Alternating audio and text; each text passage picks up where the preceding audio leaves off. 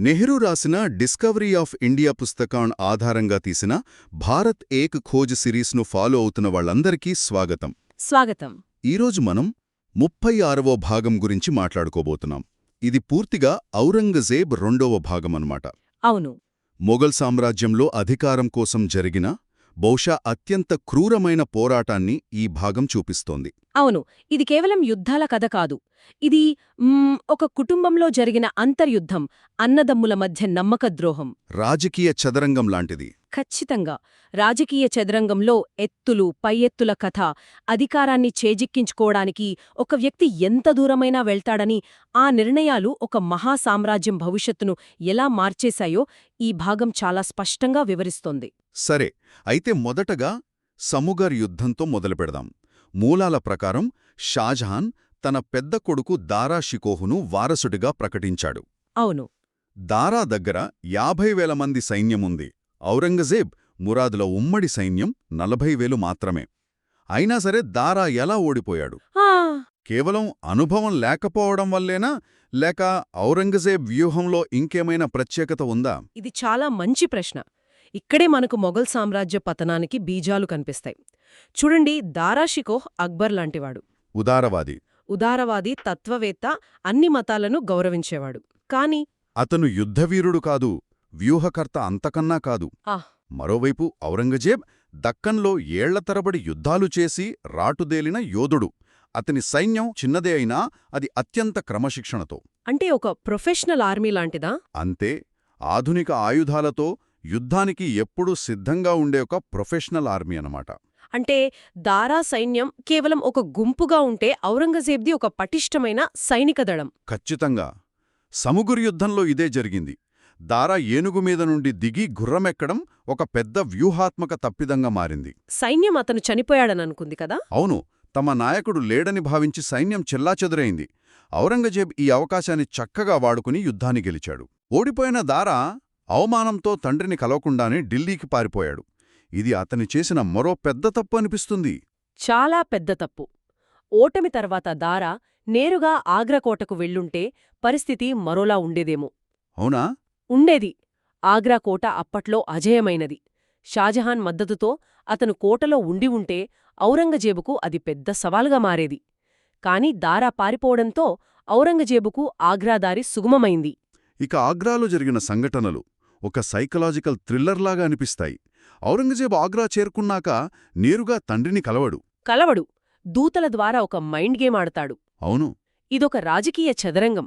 షాజహాన్ ఆలంగీర్ అనే ఖడ్గాంగి బహుమతిగా పంపి ఔరంగజేబును కలవడానికి ఆహ్వానిస్తాడు. పైకి చూస్తే తండ్రి ప్రేమలా కనిపిస్తుంది. కాని అదొక ఉచ్చు. ఔరంగజేబును ఒంటరిగా లోపలికి రప్పించి తన అంగరక్షకురాళ్లతో హత్య చేయించాలని షాజహాన్ ప్లాన్ వేస్తాడు. ఈ విషయాన్ని ఔరంగజేబ్ సోదరి రోషనారా అతనికి చేరవేస్తోంది. అబ్బో, అంటే సొంత కొడుకునే చంపించడానికి తండ్రి సిద్ధపడ్డాడనమాట. ఇది నమ్మశక్యంగా లేదు. అధికార పోరాటంలో బంధుత్వాలకు విలువ ఉండదు మరి. ఔరంగజేబు కూడా ఏమాత్రం తగ్గలేదు. ఏం చేశాడు? అతను చాలా తెలివిగా ఒక డిమాండ్ పెట్టాడు. కోట ద్వారాలు పూర్తిగా తెరచి తన సైన్యాన్ని స్వేచ్ఛగా లోపలికి అనుమతించాలి. అప్పుడే తండ్రిని కలుస్తానని చెప్పాడు. దీనికి షాజహాన్ ఒప్పుకోలేదు. ఇక్కడే ఔరంగజేబ్ తన అత్యంత క్రూరమైన కాని ప్రభావవంతమైన ఎత్తుగడ వేశాడు. యమునా నది నుండి కోటకు వచ్చే నీటి సరఫరాను ఆపేశాడు. అవును. సొంత తండ్రి ఉన్న కోటకేనా? అది నమ్మశక్యం కాని క్రూరత్వం. ఖచ్చితంగా. అది అతని మూల సిద్ధాంతాన్ని చూపిస్తోంది.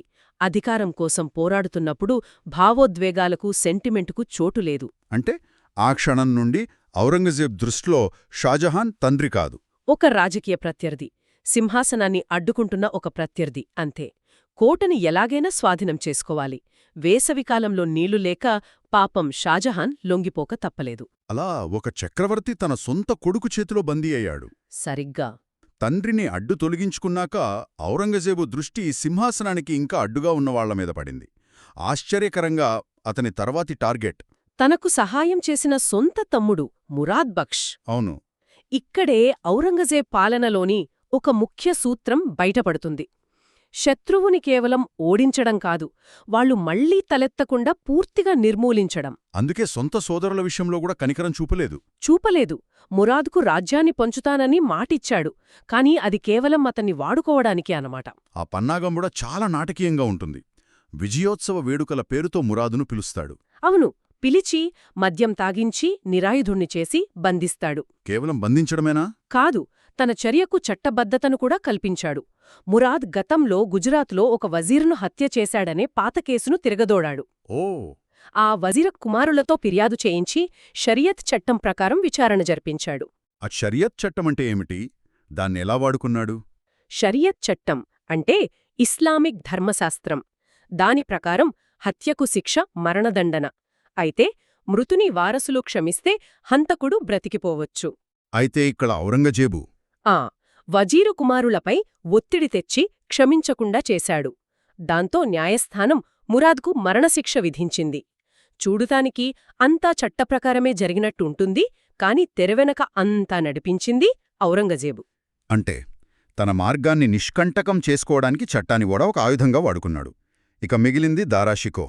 అతని ముగింపు మొఘల్ చరిత్రలోనే అత్యంత విషాదకరమైన అధ్యాయం. అవును, పారిపోయిన దారాను మలిక్ జీవన్ అనే వ్యక్తి నమ్మకద్రోహంతో ఔరంగజేబుకు అప్పగిస్తాడు. ఔరంగజేబు అతని బంధించి ఊరుకోలేదు. అతని ఆత్మగౌరవాన్ని దెబ్బతీయాలనుకున్నాడు. కరెక్ట్. అందుకేనా అతన్ని మురికి ఏనుగుపై చిరిగిన బట్టలతో ఢిల్లీ వీధుల్లో ఊరేగించింది? ఆ క్రూరత్వం వెనుకొన్న ఉద్దేశమేమిటి? అది కేవలం అవమానించడం కాదు, అది ఒక శక్తివంతమైన రాజకీయ సందేశం. దారాషికోహ్ ఒకప్పుడు యువరాజు, భవిష్యత్ చక్రవర్తి. అవును.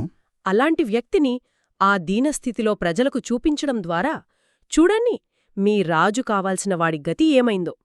అతనిక లేడు, అతని శక్తి ముగిసిపోయింది, ఇప్పుడు ఏకైక పాలకుడు ఔరంగజేబు మాత్రమే అని ప్రకటించడం. ప్రజల మనస్సులో దారా అనే అధ్యాయాన్ని శాశ్వతంగా మూసివేయడానికి చేసిన ప్రయత్నమనమాట. సరిగ్గాదే. చివరికి ఇస్లాంకు వ్యతిరేకి, మతద్రోహి అనే ఆరోపణను మోపి దారాకు మరణశిక్ష విధిస్తారు. అత్యంత దారుణంగా అతని తలని నరికి ఒక పళ్ళెంలో పెట్టి ఆగ్రా కోటలో బందీగా ఉన్న తండ్రి షాజహాన్కు బహుమతిగా పంపిస్తాడు. అబ్బా!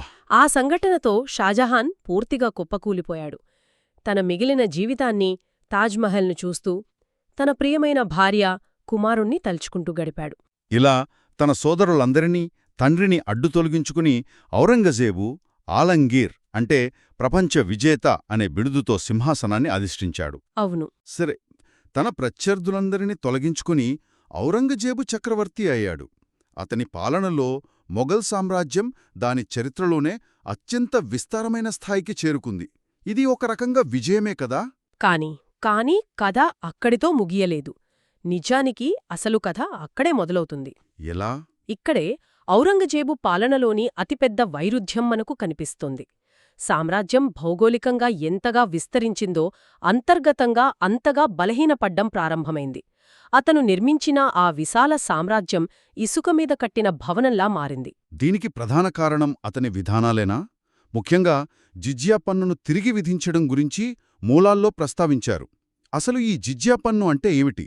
దాన్ని తిరిగి విధించడం ఎందుకు అంత పెద్ద విషయమైంది? జిజియా అనేది ఇస్లామిక్ రాజ్యంలో నివసించే ముస్లిమేతరులు తమ రక్షణ కోసం ప్రభుత్వానికి చెల్లించాల్సిన పన్ను. దీన్ని అక్బర్ రద్దు చేశాడు కదా? దారవాద పాలనలో ఈ పన్నును రద్దు చేశాడు. ఇది హిందూ ముస్లిం ఐక్యతకు, సామ్రాజ్య స్థిరత్వానికి ఒక చిహ్నంగా మారింది. కాని 1679లో ఔరంగజేబు ఈ పన్నును తిరిగి విధించాడు. ఇది కేవలం ఆర్థికపరమైన నిర్ణయం కాదు, అదొక సైద్ధాంతిక ప్రకటన. ఈ సామ్రాజ్యం ఇస్లామిక్ నియమాల ప్రకారమే నడుస్తుంది అని చెప్పడం. ఈ నిర్ణయంపై వచ్చిన ప్రతిస్పందనే శివాజీ రాసిన ఉత్తరం. ఈ సిరీసులో ఆ ఉత్తరాన్ని చాలా శక్తివంతంగా చూపించారు. అవును, ఆ ఉత్తరం చారిత్రకంగా చాలా ముఖ్యమైనది. శివాజీ అందులో ఔరంగజేబును నేరుగా విమర్శిస్తాడు. ఏం రాశారు? మీ ముత్తాత అక్బర్, తాత జహంగీర్, తండ్రి షాజహాన్లు ఈ పన్ను వసూలు చెయ్యగల శక్తి ఉన్నా చెయ్యలేదు. ఎందుకంటే దేవుడు అందరివాడని, మతాల మధ్య భేదం చూపడం దైవానికి విరుద్ధమని వారు నమ్మారు. అందుకే వారి పాలనలో శాంతి, శ్రేయస్సు వర్ధిల్లాయి అని గుర్తుచేస్తాడు. ఇంకా కాని మీ రాజ్యంలో సైన్యంలో గందరగోళం, వ్యాపారులు విచారంగా ఉన్నారు, హిందువులు కోపంతో రగిలిపోతున్నారు అని కూడా హెచ్చరించాడు. అవును, మీ చేతిలో నుండి ఎన్నో కోటలు, రాష్ట్రాలు చేజారిపోయాయి అని చెప్పాడు. ఇది కేవలం ఒక ఫిర్యాదు కాదు, ఇది ఔరంగజేబు పాలనా విధానంపై చేసిన ఒక సూటి విమర్శ. అంటే శివాజీ ఏం చెప్తున్నాడంటే మీరు మొఘల్ సామ్రాజ్యాన్ని గొప్పగా నిలబెట్టిన ప్రాథమిక సూత్రాన్నే ఉల్లంఘిస్తున్నారు. అందర్నీ కలుపుకునిపోవడం వదిలేసి విభజించు పాలించు విధానాన్ని అనుసరిస్తున్నారు. ఇది సామ్రాజ్యాన్ని నాశనం చేస్తుంది అని హెచ్చరిస్తున్నాడు.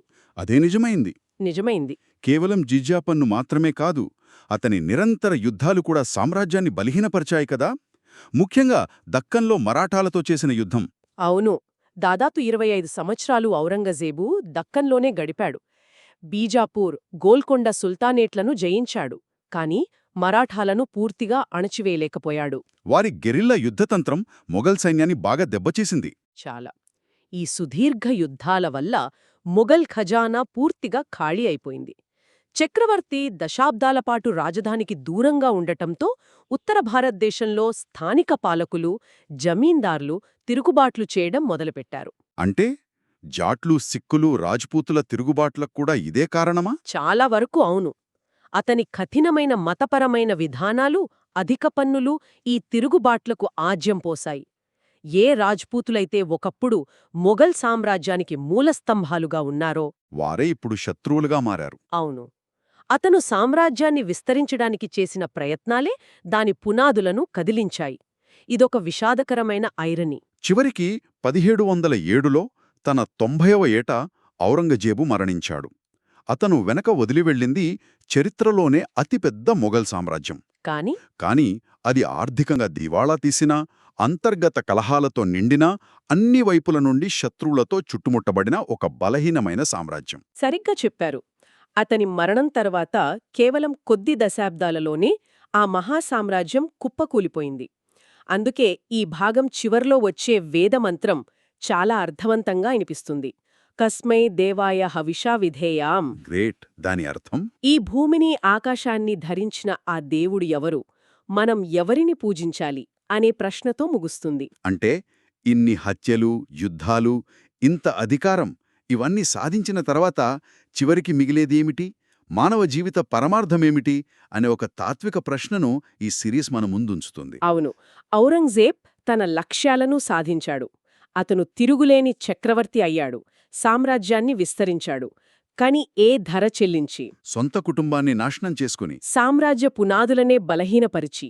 ఆ అధికారం, ఆ విజయాలు చివరికి దేనికి దారితీశాయి అనేది ఆ ప్రశ్నలోని అంతరార్థం. ఒక చక్రవర్తి తన సామ్రాజ్యాన్ని గరిష్ట స్థాయికి విస్తరించడానికి అనుసరించిన మార్గాలు, అవే మార్గాలు ఆ సామ్రాజ్యం యొక్క పతనానికి ఎలా దారితీశాయనే వైరుధ్యం గురించి ఆలోచించడం శ్రోతలకు వదిలివేద్దాం. కరెక్ట్. బహుశా సంపూర్ణ అధికారాన్ని నిలబెట్టుకోవడానికి చెల్లించాల్సిన మూల్యం ఎప్పుడూ ఆ అధికారం యొక్క వినాశనమేనేమో.